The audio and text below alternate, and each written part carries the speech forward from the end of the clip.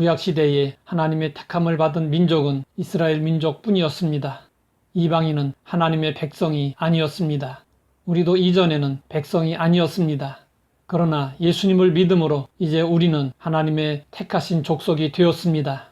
성경을 보면 하나님은 사람을 택하실 때 지혜 있는 자, 능한 자, 문볼 좋은 자보다는 미련하고 약하고 천하고 멸시받는 자들을 택하시어 하나님의 영광을 나타내셨습니다. 이것이 하나님의 선택 원리입니다. 이스라엘이 선택을 받았을 때 그들에게 어떤 자격이 있었던 것이 아니었습니다.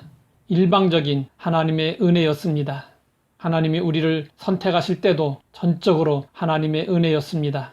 또한 우리에게는 왕같은 제사장이라는 고귀한 신분이 주어졌습니다. 왕같은 제사장은 왕을 겸한 제사장이라는 뜻입니다. 역사적으로 왕으로서 제사장 임무를 수행한 이는 아브람 때 살렘왕 멜기세덱 뿐이었습니다. 멜기세덱은 예수 그리스도의 모형입니다. 그러면 우리가 어떻게 해서 왕같은 제사장이 될 수 있었을까요? 예수님은 기름 부음을 받으시고 공생애 중에 왕, 선지자, 제사장직을 수행하셨습니다. 그러므로 우리가 믿음으로 예수님과 연합하여 하나가 되면 우리는 왕같은 제사장이 됩니다. 그래서 장차 그리스도와 함께 만국을 통치하며 동시에 제사장으로서 하나님을 섬기며 예배하는 자가 됩니다. 왕으로서의 역할은 앞으로 천상에서 이루어지지만 제사장직은 지금 이루어지고 있습니다. 그것은 누구나 직접 하나님께 나아가 자유롭게 하나님을 예배하고 하나님과 교통하는 것입니다. 또한 우리는 선택을 받음으로 거룩한 존재여 하나님이 다스리시는 나라의 구성원이 되었습니다. 이전에 우리는 탕자와 같이 아버지의 집을 떠나온 죄인들이었습니다. 그런데 이제는 하나님 안에 거하고 영원한 본향을 향해서 나아가게 되었습니다. 우리의 영원한 처소는 하늘나라요, 우리의 시민권은 하늘나라에 있습니다. 그리고 우리는 하나님의 소유된 백성이 되었습니다. 역사적으로 유명한 사람들의 물건들은 아무리 보잘것없는 것이라도 그들의 소유였다는 이유로 귀중하게 여겨집니다. 우리의 가치도 그와 같습니다.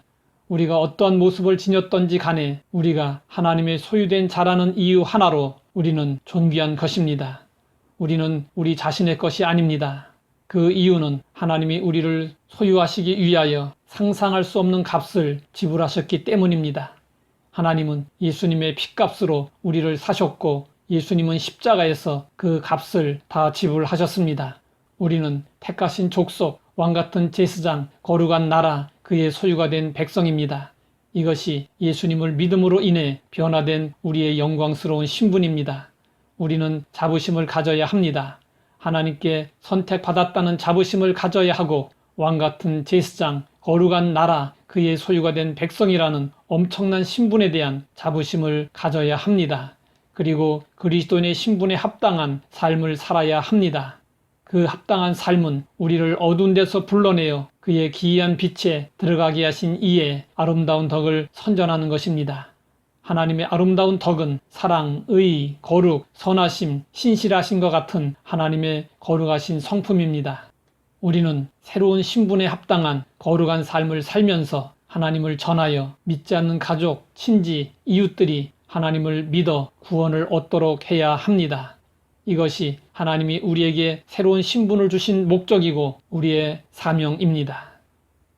하나님 아버지, 우리에게 주어진 신분의 고귀한 가치를 알게 하시니 감사합니다. 우리에게 새로운 신분을 주신 하나님의 목적에 합당하게 살게 하옵소서. 예수님의 이름으로 기도드립니다.